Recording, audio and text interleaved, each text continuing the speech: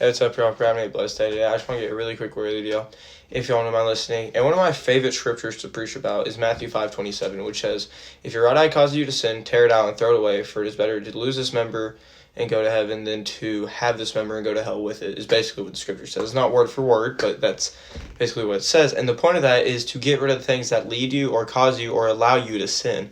If there is something in your life that is leading you towards sin or tempting you to sin, you need to get rid of that.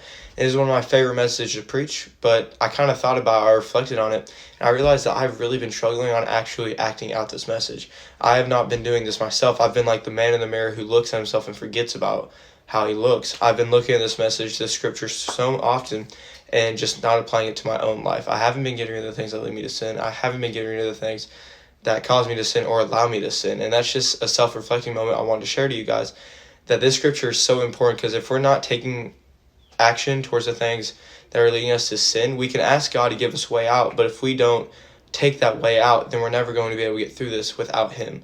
Without God, you're never going to be able to get through temptation. You're never going to be able to overcome it. So as you're going throughout your day, look at what is leading you to sin. Look at what is causing you or allowing you to sin, and consider the repercussions of it, if it is worth it to get rid of, or if it is worth it to stay in your sin. Because I can promise you that it is worth it to get rid of this thing than to stay with your sin and go to hell with that.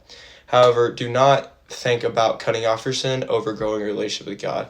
This is just another little lesson I want to add to this. Growing your relationship with God is so much important than cutting off your sin.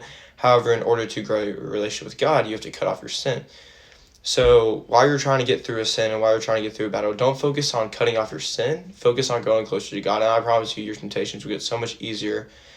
And it's really going to help you get through your temptations with God, because He's the only way that you can actually get through sin. He defeated sin. He overcame death when He rose from the grave, and I promise you that He can help you overcome your sin too. I hope you understand this message. I know it was a little bit longer, but I think it was a really good message that I wanted to get out. So hope this helps somebody, and to anything you ever want me to talk about, just let me know. Hope you have a blessed day.